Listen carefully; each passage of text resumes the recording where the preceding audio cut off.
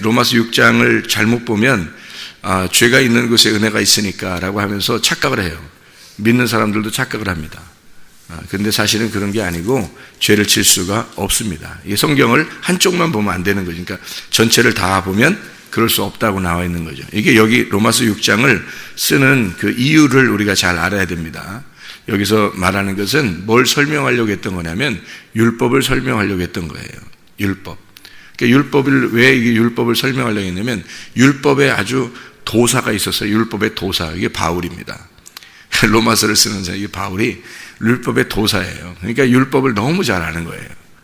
율법을 너무 잘 아는데 자기가 율법을 대하고 보니까 율법이 너무 완벽해서 자기가 볼 때는 율법이 너무 완벽해서 이게 힘든 거예요. 율법 앞에 자기를 비춰보면 너무 힘들어요. 그래서 어떻게 하면 율법을 잘 지켜볼까 하고 최선을 다해 본 거거든요. 최선을 다해 보면 다해 볼수록 죄가 자꾸 드러나는 거예요. 그러니까 어떻게 이제 죄가 드러나냐면 가까이 가면 갈수록 이렇게 확대를 시켜서 거울이 그냥 이렇게 보다가 멀리서 이렇게 보다가 점점 가까이 보니까 확대를 시켜서 이게 자꾸 보니까 조그만 티도 자꾸 보인단 말이에요. 그러니까 이게 죄가 자꾸 드러나는 거야. 너무 힘들어요. 너무 힘드니까 율법은 내가 죄가 있을수록 이게 나를 죄를 더 많이 드러내는구나. 그거를 깨달은 거예요, 바울이. 그래서 어떻게 하면 내가 이걸 해결할 수 있을까? 이 해결하는 방법은 이제 이 율법이 없어지는 게 아니라 은혜를 받아야 된다, 은혜를. 그래서 은혜라고 하는 것이, 그러니까 여기 율법으로는 천국 못 가겠구나. 이제 포기한 거예요. 포기하고, 여기선 죄가 너무 많이 드러나니까 은혜를 구할 수밖에 없더라는 거예요. 그래서 돌아가지고 은혜를 잡은 거예요, 이 사람이. 그러니까 율법이라고 하는 건 도저히 하나님 앞에 갈 수 없다고 자기는 갈 수 있을다고 생각해서 열심히 했는데 안 되더라는 거예요. 그래서 은혜를 붙잡은 거예요. 이쪽에 와가지고 은혜를 붙잡은 거예요. 그게 이제 주님이란 말이에요. 자, 그 얘기를 설명하고 싶은 거예요, 자기가. 그래서 죄가 더 많은 곳에 은혜가 있더라. 그러니까 죄가 더 많이 드러나면 드러날수록 은혜를 붙잡게 되더라. 이제 이런 말이에요. 근데 그거를 쉽게 설명을 했어야 되는데 쉽게 설명 안 하고 이게 학문적으로 설명하니까 이게 잘 이해가 안 된 거죠. 성경은. 율법이라는 게 나쁜 거냐? 아니라는 거예요. 이 바울은 율법이 나빠서 그런 게 아니라는 거야. 율법은 완전하다는 거예요. 율법은 좋은 거고 완전하다는 거죠. 이게 성경을 우리가 좀 찾아보면 좋은데요. 로마서 지금 6장을 지금 읽었잖아요, 그죠? 로마서 7장 16절 한번 봐봐요. 로마서 7장 16절. 14절부터 16절까지 보면 율법을 뭐라고 설명하냐면 우리가 율법은 신령한 줄 알거니와 라고 돼 있어요. 그러니까 율법 자체가 신령하다는 거예요. 그러니까 율법은 신령한 줄 알거니와 나는 육신에 속하여 죄 아래에 팔렸도다. 율법을 비추어서 자기의 육신이 드러나다 보니까 죄가 자꾸 드러나는 거란 말이에요. 그죠? 율법이 나빠서가 아니에요. 율법은 나쁜 게 아니에요. 그러니까 사람들이 율법을 갖다 이상하게 보는 사람들도 많아요. 너희 너무 율법적이지 않아? 뭐 이런 얘기 하잖아요, 사람들이. 그거 그렇게 말하면 안 되는 거예요. 이거 너 율법적이잖아. 율법적이거나 회복이나 해봤어? 그럼 율법적으로 회복이나 해봤냐고. 율법적이라 그런 말 하는 사람들은 괜히 은혜를 강조한다. 자기를 은혜 강조하는 사람이라고 보여주고 싶은 거예요. 자기를. 그것도 자랑이야. 그것도 자랑이죠. 그죠? 너 너무 율법적이야. 이렇게 말하는 건 자기가 난 은혜로운 사람이야 라는 걸 소개하고 싶고 자기를 자랑하고 싶어서 그러는데 사실 그건 은혜가 아니라 방종하는 거잖아요. 방종하는 사람이라면 이거 진짜 헛소리 하는 사람이야, 그 사람. 그죠? 율법은 완전하고 신령한 겁니다. 율법이라는 게 나쁜 게 아니에요. 그러니까 죄를 짓는 육체가 나쁜 거지 율법이 나쁜 게 아니란 말이에요. 그죠? 죄를 짓는 육체가 율법이라는 걸 딱 맞닥뜨리니까 죄가 드러나서 율법이 무서운 거지 그런 신령한 거란 말이에요. 근데 율법이 무서우니까 죄를 짓는 인간으로서는 도저히 그게 무서우니까 피하고 싶은 거예요. 그런 얘기들이잖아요. 그죠? 율법 신령한 줄 알거니와 우리 하는 육신에 속하여 죄에 팔려 있도다. 이렇게 이야기하죠. 내가 행하는 것을 내가 알지 못하노니 곧 내가 원하는 것은 행하지 아니하고 도리어 미워하는 것을 행함이라. 자기 원하는 거하고 미워하는 걸 행한다. 자기가 원하는 건 아니라는 거예요. 16절 보니까 만일 내가 원하지 아니하는 그것을 행하면 뭐 그 죄적이죠. 그게 죄잖아요. 내가 죄 짓고 싶어 짓는 게 아니라 자꾸 지어지고 그게 보여지는 거잖아요. 거울로. 그러니까 이게 나 원하지 않는 걸 행하면 내가 이로써 율법이 선한 것을 시인한다 그 말이에요. 그 말은 무슨 말이냐면, 자, 죄가 드러나잖아요. 죄가 드러나면 율법이 어떻게 되는 거예요? 내가 죄인이라는 게 드러날수록 어떻게 돼요? 내가 죄인이라는 게 드러날수록 저 거울이 깨끗하다는 거예요. 무슨 말인지 알겠죠? 내가 이 얼굴에 티나 점이나 주름 잡힌 게 이런 게 드러나면 드러날수록, 멀리 있으면 잘 안 드러나죠. 거울이, 그죠? 거울을 좀 멀리 보면 잘 안 드러나는데 가까이 놓고 가까이 보면 볼수록 이게 더 드러나더라는 거야. 그러면 저 거울이 더 깨끗하다는 게 이제 증명된 거죠. 그죠? 거울이 만약에 더럽다면 이게 잘 안 드러나죠. 근데 거울이 깨끗하면 내 죄가 더 드러난다는 거야. 그러니까 내 죄가 드러날수록 나는 율법, 거울을 통해서 내 죄가 드러날수록 뭐 하고 싶겠어요, 여러분? 거울을 통해서 거울이 너무 깨끗하잖아요. 그러니까 거울이 너무 깨끗하니까 내 죄가 가까이 있으니까 너무 드러나잖아요, 죄가. 그죠? 드러나니까 어떻게 하고 싶겠어요? 여러분 어떻게 하고 싶어요? 그렇지, 거울 깨고 싶은 거야. 거울을 확 깨고 싶은 거야. 거울이 너무 이렇게, 그래서 왜 어떤 사람 막 자기 얼굴 이렇게 막 못생겨가지고 아침에 일어나서 거울 보면 깨고 싶다고 막 이렇게 하는 사람도 있대. 그게 성경적인 것 같아.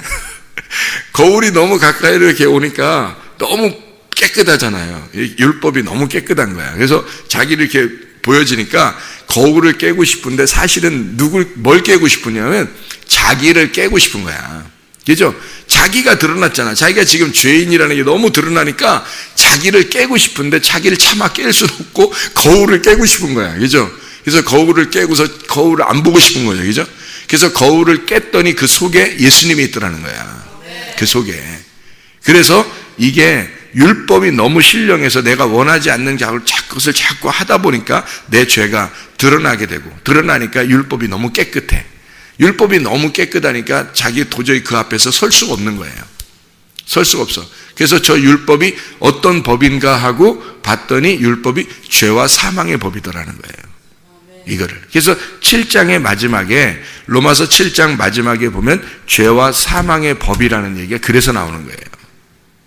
그러니까 그걸 죄를 드러내서 죽이는 거더라는 거야. 자기를 죽겠다는 거야. 이게 율법이라는 것이 죄를 자꾸 드러내니까 자기는 죽을 수밖에 없는 죄인이구나라는 걸 깨닫고 내가 죄인 중에 괴수요라고 고백할 수밖에 없는 사람이라는 거죠. 그러니 이것을 이게 은혜냐고. 이게 은혜가 아니잖아요. 은혜는 이런 게 아니거든. 은혜라고 하는 건요, 선물이에요.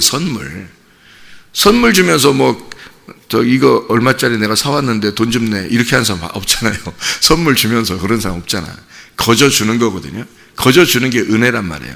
예수님이 내가 오라고 한 거 아닌데 예수님이 오셔가지고 그냥 십자가 못 박혀 돌아가 있어요. 그리고서 죄를 내가 용서한다. 그랬으니까, 그 죄를 용서한다 했으니까 그게 은혜가 되는 거예요. 아니, 내가 죄를 용서해 주세요 한 것도 아닌데 용서한다. 자기가 죽으시면서 너의 죄를 인해서 내가 죽는다. 그러니까 그걸 은혜라 그러는 거예요. 그냥 주신 거야. 그래, 우리는 어떻게 해? 그 은혜를 받아야 되지. 근데 그 받는 게 과정이 어떻게 되냐면, 네가 죽지 않으면 그걸 못 받는 거예요. 네가 죽지 않으면. 그러니까 십자가에 너가 매달리지 않으면 은혜가 없는 거예요, 우리한테. 왜냐면 내가 죽을 죄인이가 돼야 죄가 드러날수록 은혜를 구하게 되는데 죄가 안 드러났잖아요. 자기가 죄가 안 드러난 사람은 은혜를 붙잡겠냐고. 거울 깨고 싶겠냐고, 여러분. 은혜가 안 드러났으니까 자기가 안 보이는 거예요, 잘. 자기가 죄인이라는 게 잘 안 보이는 거야. 그러니까 은혜를 받고 싶겠냐고. 아니죠. 이미 자기는 은혜 안에 있는 거니까. 자기는 은혜 안에 있다고 생각하는 거예요. 죄가 안 드러났잖아요. 그러니까 죄 안 드러난 사람은 죄 크게 한번 져보라고 그렇게 해야 되겠나? 죄를 한번 크게 져보라고? 그러면 제가 죄인이라는 게 드러날 것 같으니까 그렇게 해보시던지, 그렇게 해보면 그렇게 해보시고 오든지. 그렇게 바울이라고 하는 사람은 바울이라는 사람이 무슨 뭐 우리가 짓는 죄 이런 걸 져봤겠어요? 그런 거 아니에요. 바울은 율법적인 사람이에요. 어릴 때부터 율법 안에서 자라난 사람이에요. 그죠? 바리새인 중에 바리새인이란 말은 어릴 때부터 교육이 된 사람이란 얘기예요. 바리새인으로서 교육이 된 사람이에요. 어릴 때부터. 바울이요. 우리가 보통 지금 우리들이 말하는 뭐 거짓말하고 도둑질하고 음란하고 살인하고 미워하고 폭행하고 욕심내고 그런 거요. 이 사람 없는 사람이에요. 이 사람이 원래 근본적으로 없는 사람이에요. 율법적으로는요 굉장한 사람입니다. 그 사람의 그 마지막 코스가 율법적으로 마지막 코스가 살인하는 거예요. 그게 살인입니다.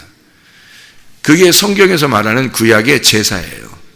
제사라는 단어가 희생제사거든요. 희생제사, 살육이랍니다. 말합니다. 그러니까 동물을 살육하는 거예요. 살육함으로써 희생제사를 온전하게 드리는 거예요. 그게 예배예요.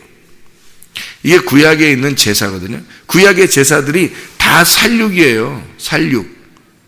그래서 하나님이 내가 너희를 애굽에서 끌어내서 광야에 데리고 나와가지고 너희들 보고 언제 희생제사를 드리라고 한 적이 있느냐 그러는 거예요. 그래서 하나님이 언제 제사 드리라고 그러대요. 그렇게 얘기하는 거예요. 하나님. 예레미야서에 나와 있죠. 예. 그리고 이사야서에서는 너희가 제사를 드리는 것이 다 동물을 드리는 것이 살인을 하는 것과 똑같다 그렇게 하죠. 왜 그러면 이게 하나님이 원하는 게 아니란 말이에요. 하나님의 뜻을 모르는 거지 하나님 마음을 모르는 거예요. 이게. 그러니까 너희들이 마음을 모르고 그냥 하는 제사들이란 말이에요. 하나님 마음을 몰랐어요. 그러니까 바울이 마지막 코스를 왜 살인으로 잡았냐면 그게 완전한 희생제사이기 때문에 그런 거예요. 그게요. 그래서 저 동물과 같은 저 짐승과 같은 저 스데반을 내가 죽여서 하나님 앞에 예배를 드려야 되겠다. 온전하게. 이게 율법의 완성이에요. 율법의 완성. 그거를 하려고 했던 거예요. 바울이.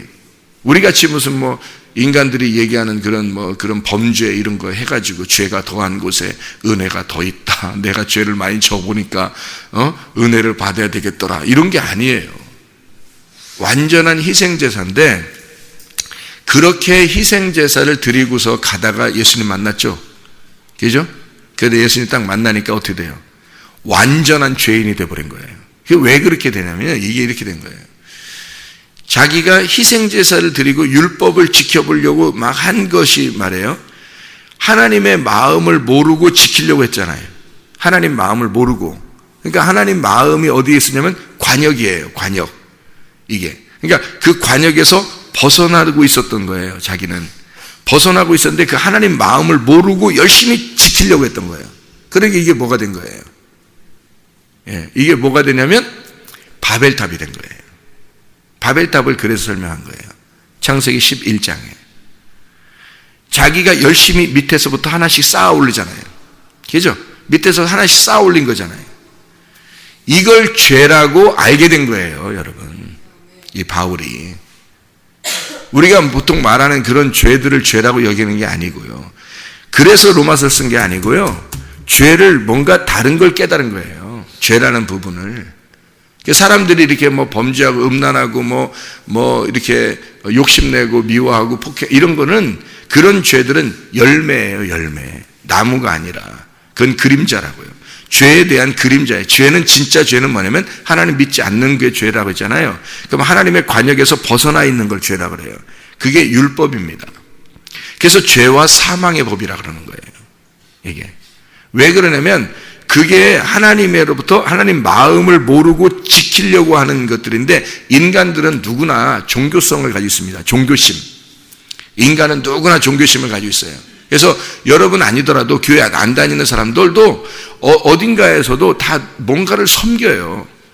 그러니까 뭐 산에 가든지 뭐 하여튼 바다에 가서 섬기든지 아니면 뭐 돌을 갖다 놓고 섬기든지 물을 떠다 놓고 섬기든지 아니면 누굴 찾아가서 뭐 섬기든지 하여튼 뭐 이단을 섬기든지 아니면 뭐 돈을 섬기든지 아니면 자식을 위해서 막 목숨 걸고 자식을 막 이렇게 키우려고 하는 섬기는 거든지 뭔가를 다 섬기는 이게 종교심입니다. 이게 인간들은 누구나 종교심을 가지고 있어요. 근데 그런 그 종교심을 가지고 섬기려고 하는 그런 마음들이 말이에요. 그 그 마음들을 가지고 열심히 섬긴 게 바울은 바리새파 중에 바리새파로서 율법을 지키려고 했던 거예요. 그게 종교심이거든요. 종교심이 그거예요. 열심히 지키려고 하는 거예요. 그래서 그걸 지켜서 열심히 지키려고 쭉 지켜봤는데 끝까지 자기가 지켜봤는데 마지막까지 스데반 죽일 때까지 딱 지켰거든요. 하나도 어긴 게 없어요. 율법에서 이 사람이. 근데 그게 뭐였냐면 그 겉으로 지킨 것이 마음을 모르고 마음에서 벗어난 지킴이 됐단 말이에요. 그럼 이게 뭐냐면 마음은 없는데 마음은 모르겠는데 하나님 마음은 몰랐는데 마음은 모르고 계속 율법을 지켜왔으니까 생각해 보세요. 계속 벗어난 거예요. 하나님의 마음에서 벗어난 거예요. 계속 자기가 더 많이 벗어난 거예요. 많이 지키니까 많이 벗어난 거예요. 그거를 깨달은 게 죄라고 한 거예요. 바울이 말하는 죄는 여러분 우리가 말하는 죄가 아니고요. 그러니까 하나님이 바울을 선택하고 길에서도 부르는 거예요. 여러분 그게 길에서도 불러서 구원하는 게 엉뚱하게 뭐 나 죄 짓고 있으면 하나님이 날 부르겠지 그런 거 아니에요.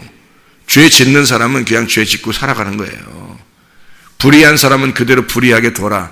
의로운 사람은 의롭게 둬라. 더러운 놈은 더럽게 그냥 둬라. 거룩한 사람은 거룩하게 해라. 그렇게 확 나눠버리는 겁니다. 그거 아니에요. 그런 말이 아니라고. 성경에서 여러분이 생각하는 죄의 개념이 아니라고요. 그런 거 다 없어졌어요. 예수님이 십자가에 못 박혀 돌아가시면서 다 없어요. 그걸 믿어야지.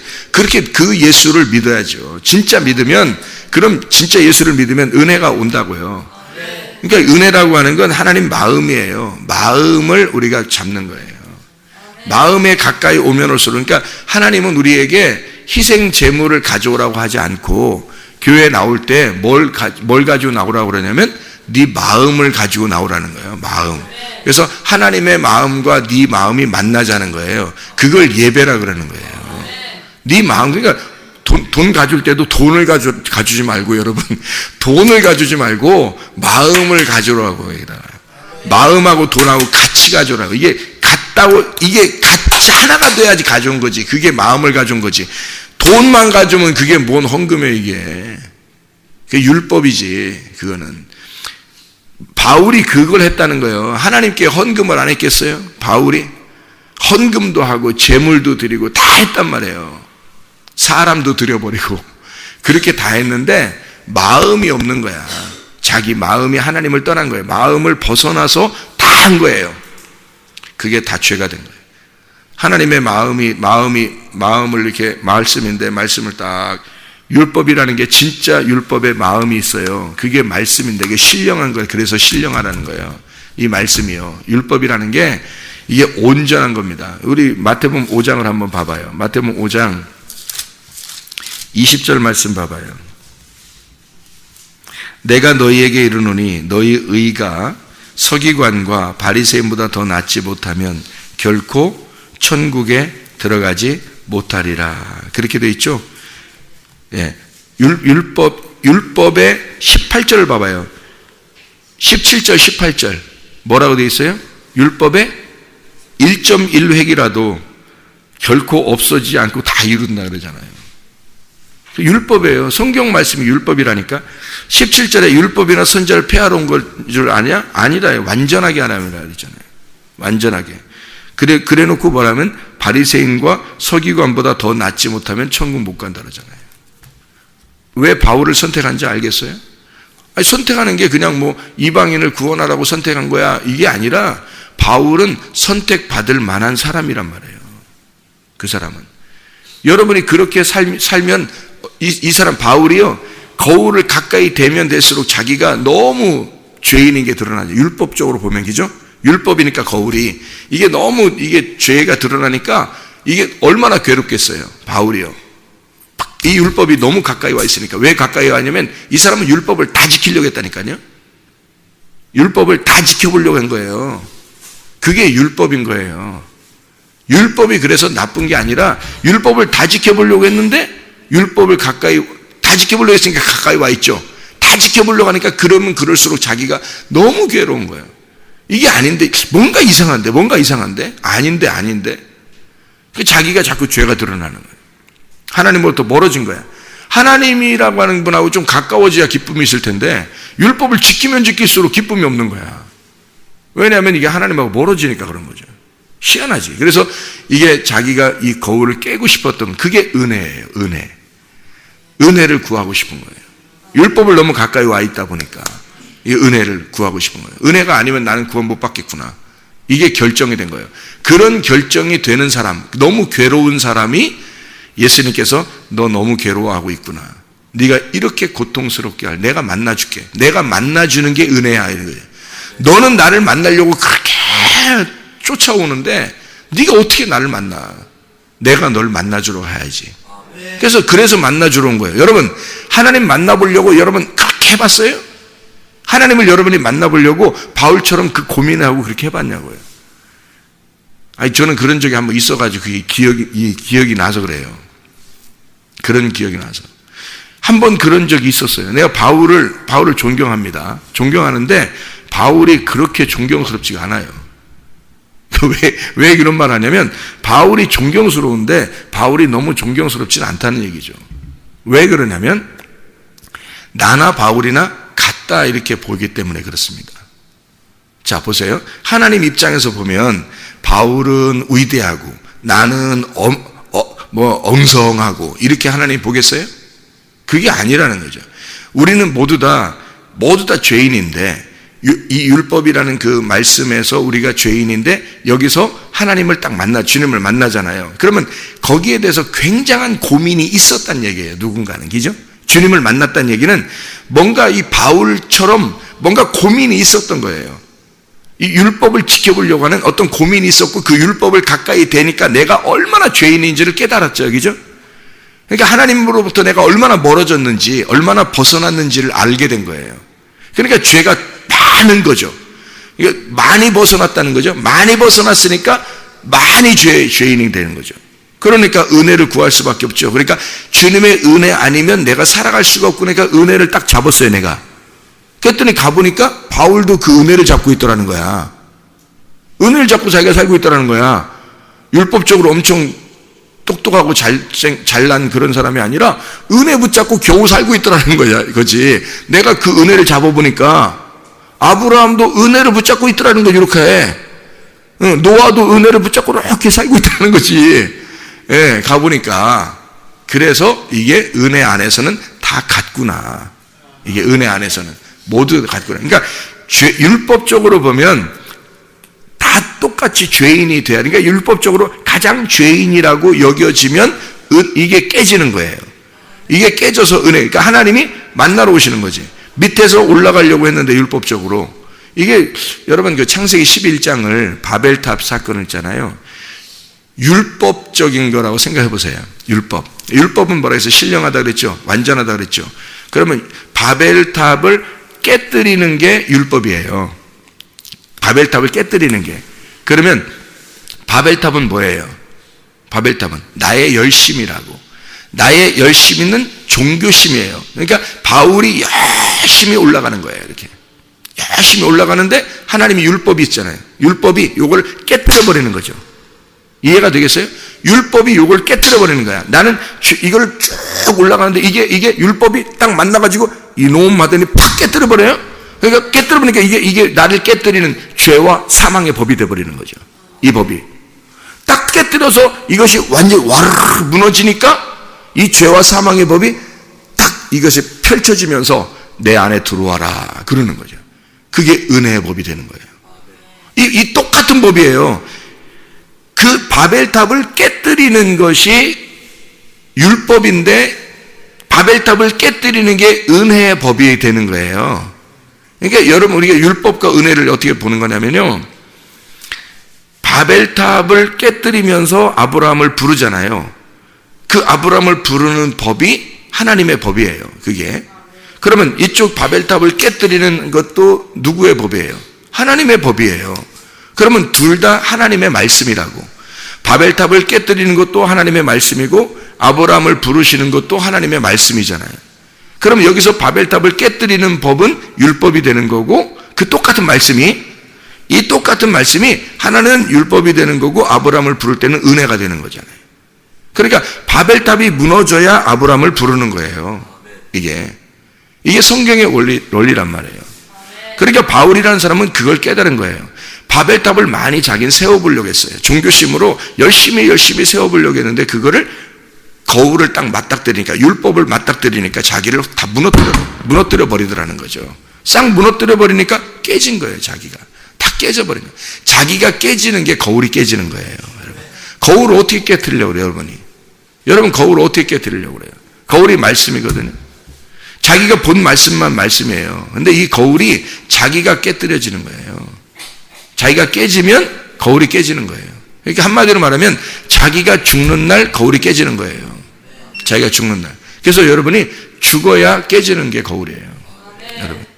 그러니까 이게 바울은 거울이 깨진 거죠. 죄와 사망의 법에서 내가 너무 괴롭다. 그래서 하나님이 이 법을, 그 법이라는 게 두 개가 있다 그래서 이게 하나인데 두 개예요. 죄와 사망의 법이 있고 생명의 성령의 법이 있다는 거예요. 그래서 죄와 사망의 법에서 내가 곤고한 자, 오호라 나는 곤고한 자라 그래서 여기서 넘어가는 거예요. 어디로? 생명의 성령의 법으로 넘어가겠다. 이게 은혜의 법이라는 거예요. 그러니까 똑같은 이 법에서 죄가 더한 곳에 은혜가 넘쳤다 하는 얘기가 바로 이 말씀입니다. 여러분, 우리는 바울만큼 그렇게 율법을 지켜보려고 한 적이 없어요. 사람들이 그렇게 자기의 죄를 그렇게 깨달은 사람들이 많지 않아요. 저도 그냥 일반적인 죄가 죄인 줄 알았던 거예요. 근데 그게 아니라 하나님으로부터 멀어진, 하나님의 관역에서 벗어난, 하나님의 마음을 몰랐던 게 죄라는 걸 하나님이 가르쳐 주셨어요. 하나님 마음을 너가 모른다. 네가 나를 모른다는 거예요. 그래서 하나님이 만나주시러 오니까 만난 거죠. 내가 너무 괴로워하니까, 너무 힘들어하니까, 정말 죽고 싶으니까. 그러니까 하나님이, 그러니까 바울도 죽고 싶은 거야. 그 죽고 싶은 그 마음이 사람을 죽인 거예요. 생각해 보세요. 그게 얼마나 율법을 잘 지키려고 해봐. 자기는 하나님 만나고 싶죠. 하나님 만나고 싶어서 계속 그렇게 하는데 그게 결국에는 사람을 죽여서까지라도 만나고 괴로운 거예요. 자기를 죽이는 거예요, 그게 자기를 죽이는 거잖아요. 그러니까 그거를 자기 죽고 싶은 그 마음이에요. 계속 하다 하니까. 근데 그것이 하나님께서 만나주시러 오는 거죠. 만나주시러 오니까 나는 바싹 깨져버리고 주님의 은혜를 구하게 되는 거죠. 그래서 은혜를 구하니까 은혜 붙들고 사니까 예수님 붙들고 사는 거잖아요. 그러면 바울도 예수님 붙들고 살고 나도 예수님 붙들고 살고 여러분 은혜 받은 사람은 예수 붙들고 살면 똑같은 사람이죠. 그게 은혜의 사람들이 되는 거예요. 생명의 성령의 법 안에. 그러면 그게 생명의 성령의 법은 어떤 법이에요? 이 성경의 법이에요. 말씀의 법이에요. 율법의 법입니다. 죄와 사망의 법이에요. 그게 또. 그러니까 이게 죄와 사망의 법이라는 건 우리를 떠날 수 없어요. 죄와 사망의 법과 생명의 성령의 법은 같은 거예요. 이게 떠날 수 없다고요. 그래 죄와 사망의 법에서 우리가 벗어나 생명의 성령의 법 안에 들어가면 우리가 편할 것이다. 편한 게 아니에요. 그건 방종이지. 그건 아니에요. 우리가 그리스도의 몸이 주님 앞에 매여 있는 거예요. 죄와 사망의 법은 육체라고 하는 죄의 육체를 부셔뜨리는 법이기 때문에 그런 거고, 생명의 성령의 법은 우리 몸을 사로잡는 겁니다. 그러니까 내 몸이 죄를 질 수 없는 거죠. 몸이 죄를 질 수 없고 그 몸으로 하나님 안에서만 살 수밖에 없어요. 말씀을 보면서, 기도하면서, 교회 중심으로 살면서, 말씀을 중심으로 살면서, 주님 중심으로 오늘도 살면서 그렇게 살아갈 수밖에 없는 법 안에 들어가 있다는 거죠. 그 몸을 사로잡아 버린 거란 말이에요. 그러니까 이게 편하려고 하는 사람이 나 생명의 성령의 법 안에 들어갈 거야. 그러면 나 인생이 편할 거야. 그런 사람이 어떻게 그 안에 들어가겠어요? 못 들어가요. 생명의 성령의 법 안에. 생명의 성령의 법 안에 들어가면 더 괴롭습니다. 그런 사람이 들어오면요. 힘들어요. 못 살아요. 그렇게. 하라고 하는데 여러분 어떻게 알아요? 그걸 못 해내는 겁니다. 그건 그렇게 살아가니까 되는 거예요. 주님이 들어와서 은혜로 살아가지니까 되는 거예요. 그냥 주님 안에서 그게 기쁘니까 하는 거죠. 즐거우니까 하는 거지. 그게 즐겁단 말이에요. 이렇게 하는 게, 그렇게 안 하면 괴로운 거예요. 힘든 거예요. 다시 율법으로 돌아간다. 죄와 사망의 법으로 돌아간다. 다시 무너져야 할 죄로 돌아간다. 그렇게 돌아갈 수 있겠냐 이거예요. 생명의 성령의 법 안에 들어온 사람이, 은혜 안에 있는 사람은 다시 죄 가운데 살 수가 없다 하는 것입니다. 기도하겠습니다.